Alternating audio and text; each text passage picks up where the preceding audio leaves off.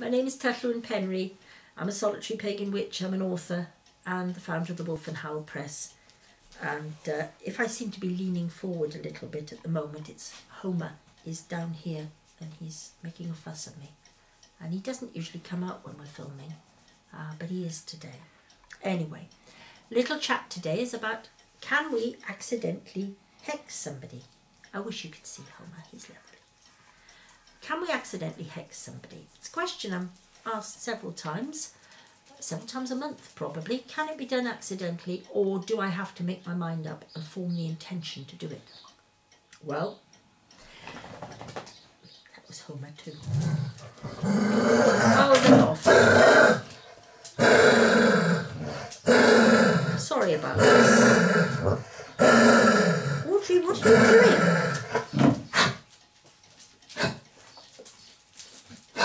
They've gone off in a huff with each other. What was I saying? Can you accidentally do it? Yes. It's one of those yes and no replies, which is infuriating, I know, but I like to be as precise as I can. So here goes. A hex needs the intention and the will, like any other spell, because that's all it is. We've given it a fancy name.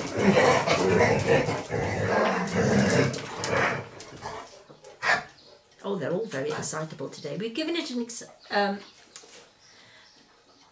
its own particular name, hex, which is a Germanic word, but really it is no different from any other spell. Only in the sense I would say that hexes are probably the very easiest spells for most people to work, which is why some people get so addicted to them. First of all, they do it because they're curious or they're angry. Then they do it because they discover it's actually quite easy to do. And before they know it, they find it's easier than anything else, so they tend to stick with it, which is not ideal. Not all hexes are bad. There are times, and maybe we'll have to have a little chat about that one day, about the times when you could justify hexes. But for now, accidental hexes. Well, the thing about a hex is that, as I said, it requires an intention. And we all have experience of times when we feel we have been badly treated, we have been wronged, people have been unjust to us, they've betrayed us, a whole host of things which have made us very angry. But worse than that, they make us brood. And some people do have the kind of temperament that makes them brood more easily than others. Some will get angry, they will flare up, that's the end of it. Others will get angry and it simmers, it's like an underlying rage. Now, of course, it may be this underlying rage. They do intend to hex someone. They certainly think badly of that person. They start thinking not only of the wrong or ill that was done to themselves, but they start thinking of what they would like to do in retaliation to the other person. That's where it starts to become more intentional. Once you start really thinking of what can I do to them, how can I get my own back? Well, then we start to say, well, no, that becomes more intentional. But it is still possible, if a person seethes for long enough, to actually send quite a nasty hex in someone's direction. That's one type of accidental hex. The other type of accidental hex happens where somebody is seething, is raging, is even perhaps thinking of what they would like to do. But they don't actually focus it very well. Now that can be lack of experience. It can be the sort of brain they've got, that their concentration is there, but it's not very focused. It's not. It spreads sometimes. The anger, the bitterness spreads. I'm really sorry about this. Please bear with me. And then when that happens, the hex fires off, if you like. But it's like a scattergun, and it sort of goes, and it's gone everywhere. And people get hit by what I think of as flying bits of glass, if you like. Maybe they don't take the whole force of the hex, some do. But sometimes they're just hit by bits of it, ricochets, if you like. So that's another one. And the other accidental hex is actually when we hex ourselves, where we become so angry with somebody that we start thinking what we would wish upon them. Okay. But you have to be very careful if you start wishing for somebody, say, to lose their job, that you don't end up losing your own job because of a lack of focus. Because you are so busy thinking of what you want to happen to somebody else, you don't realise that your own situation is becoming quite dangerous, perilous, risky. That's Noah. So that's one thing. You have to be very careful. If you are the sort of person who seethes, if you are the sort of person who bears a grudge, you be very careful with it, because it can come and get you in the neck.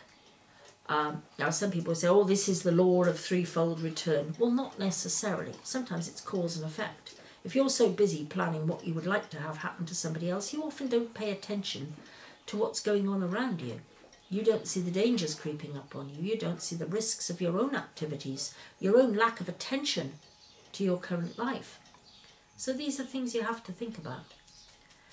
And if you want to avoid accidental hexes, it's very difficult to avoid somebody else's accidental hex. I will tell you that now, particularly the ricochet sort, because you just have to be in the wrong place at the wrong time. The only thing you can do if you know you are around or possibly connected with somebody who does that sort of thing is to concentrate on creating psychic shields, which are a very important part of psychic self-defense. They're very common. Lots of different ways of doing them, and I'll do another talk and chat about that. But that's the only thing you can really do there with an accidental hexer, is to just basically have these protections in place.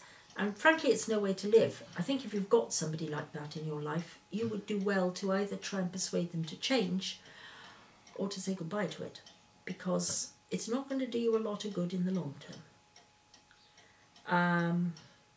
Trying to think what else I have to tell you. Those are really the main points. I mean, if you have a particular query, please just put a comment down below, and I will get back within a week or so, sometimes quicker, and I will reply to it if I can. If I don't know the answer, I'll tell you that as well. I don't believe in pretending to knowledge I don't have.